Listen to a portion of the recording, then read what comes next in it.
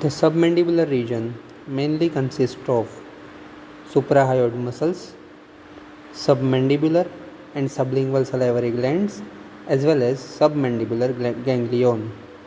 In this video, we will mainly discuss about suprahyoid muscles. In submandibular region, the muscles are arranged into the four planes. In the first plane, there lies digastric and stylohyoid muscle. In the second plane lies the mylohyoid muscle. In the third plane lies the geniohyoid and hyoglossus muscle, and in the fourth plane lies the genioglossus muscle.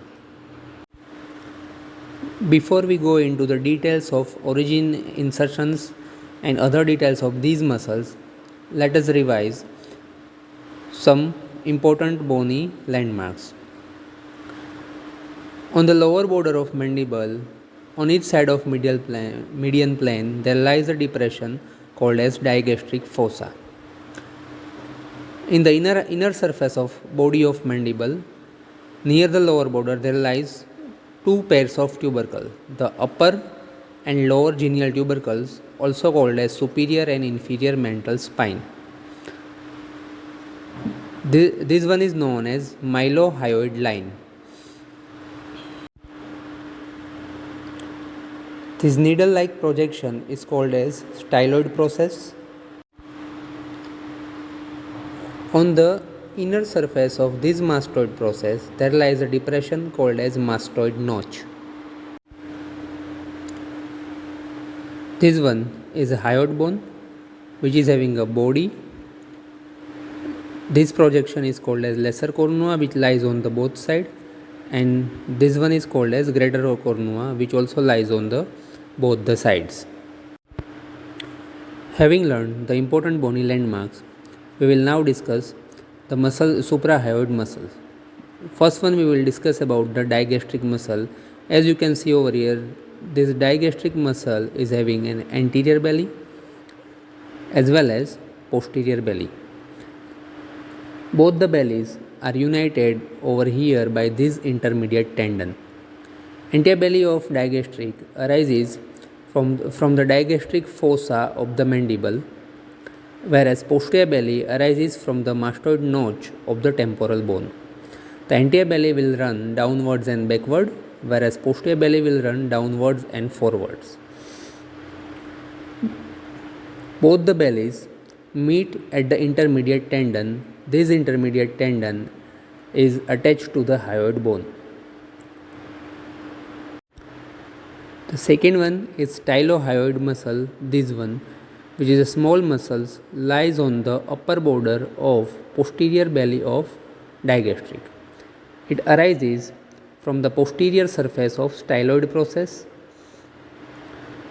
Its tendon is pierced by posterior belly of digastric muscle, and it ultimately inserts on the junction of body and greater cornua of hyoid bone. The third one is these mylohyoid muscles. If we dissect and reflect the anterior belly of digastric, we will find that the mylohyoid is a flat triangular muscle, and mylohyoid muscles of both the side form the floor of the mouth cavity. Mylohyoid muscle originate from the mylohyoid line on the inner surface of the mandible. Fibers of both the side of mylohyoid run medially and slightly downwards. Its posteriormost fiber insert on the body of the hyoid bone, whereas middle and anterior fiber insert onto the midline raphe which lies between the hyoid bone and mandible. The fourth one are the geniohyoid muscles. Geniohyoid is a short and narrow muscle which gets originated from the inferior genial tubercle, also known as inferior mental spine. Fibers runs backward and downward and gets inserted into the anterior surface of the body of the hyoid bone. This one is body, these are lesser cornua, and these are the greater cornua of the hyoid bone. The fifth one is this muscle known as hyoglossus muscle, which is a muscle of tongue and forms an important landmark over here. It arises from the whole length of the greater cornua and lateral part of the body of the hyoid bone. From here, fibers run upwards and forwards and it gets inserted into the side of the tongue between styloglossus and inferior longitudinal muscles of tongue. The last one is this muscle, genioglossus muscle, which is the bulkiest muscle of the tongue. It arises from the upper genial tubercle of mandible. From here, after arising from here, fibers radiate. The upper fibers pass upwards and forward to the tip of the tongue. The middle fibers run along the whole length of the dorsum of the tongue, and lower fibers attach into the body of the hyoid bone.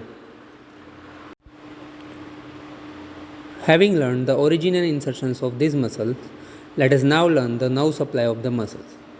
The anterior belly of the digastric is supplied by nerve to mylohyoid, whereas posterior belly of the digastric muscle is supplied by fascial nerve. The stylohyoid muscle is supplied by fascial nerve. The mylohyoid muscles are supplied by nerve to mylohyoid. The geniohyoid muscles are supplied by C1 through the hypoglossal nerve, and remaining two, hyoglossus and genioglossus, are supplied by 12th cranial nerve, that is hypoglossal nerve. Let us now discuss the actions of this muscle. The digastric muscle depresses the mandible when mouth is open wide or against resistance. Just refer the video of movement of temporomandibular joint. And secondly, it elevates the hyoid bone. The stylohyoid muscle pulls the hyoid bone upwards and backwards. And with other muscles, it also fixes the hyoid bone. The mylohyoid muscles elevate the floor of the mouth in the first stage of deglutition, that means swallowing. It also helps in depression of the mandible and elevation of the hyoid bone. The geniohyoid muscles elevate the hyoid bone and it may depress the mandible when hyoid bone becomes fixed. The hyoglossus muscle depress the tongue as well as retract the protruded tongue, and the genioglossus muscle pull the posterior part of the tongue forward. That means it causes protrusion of the tongue. It is also a life-saving muscle. The important relations of the posterior belly of the digastric muscle. On the superficial aspect, it includes mastoid process with sternocleidomastoid, splenius capitis, and longissimus capitis muscles. Apart from this, it is also related with the stylohyoid, which I have shown in the previous diagrams, parotid gland with retromandibular vein, the submandibular gland with lymph nodes, as well as angle of mandible with medial pterygoid muscle. On the deeper aspect, it is related with the transverse process of the atlas, that is first cervical vertebra, along with superior oblique and rectus capitis lateralis muscles. Apart from this, on the deep aspect is also related with the internal carotid artery, external carotid artery with its branches like the facial, occipital and lingual arteries, the internal jugular vein, vagus, accessory and hypoglossal cranial nerves and hyoglossus muscle.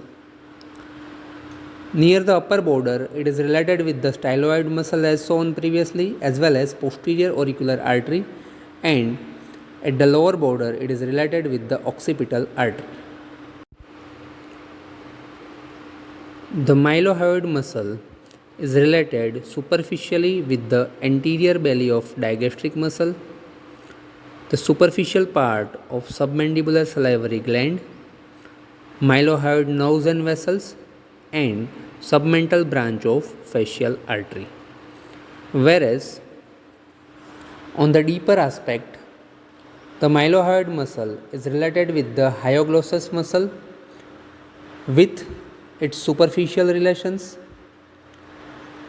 as well as genioglossus muscle with its superficial relations. So as we can see, the superficial relations of the hyoglossus muscle are the styloglossus muscle, lingual nerve, submandibular ganglion, the deep part of submandibular salivary gland, and submandibular duct. Apart from this, it is also related with the hypoglossal nerve with vena comitantis. Whereas superficial relations of this genioglossus muscle are sublingual salivary gland, lingual nerve, submandibular duct, hypoglossal nerve, as well as lingual artery. The superficial relations of the hyoglossus muscle, as we have already discussed, are the styloglossus muscle, lingual nerve, submandibular ganglion, deep part of submandibular salivary gland, submandibular duct, and hypoglossal nerve with vena comitantis. The deep relations of these hyoglossus muscle are genioglossus muscle, inferior longitudinal muscle of the tongue, middle constrictor muscle of the pharynx, and glossopharyngeal nerve. And lastly, the structures passing deep to posterior border of the hyoglossus muscle are the glossopharyngeal nerve, stylohyoid ligament, and lingual artery.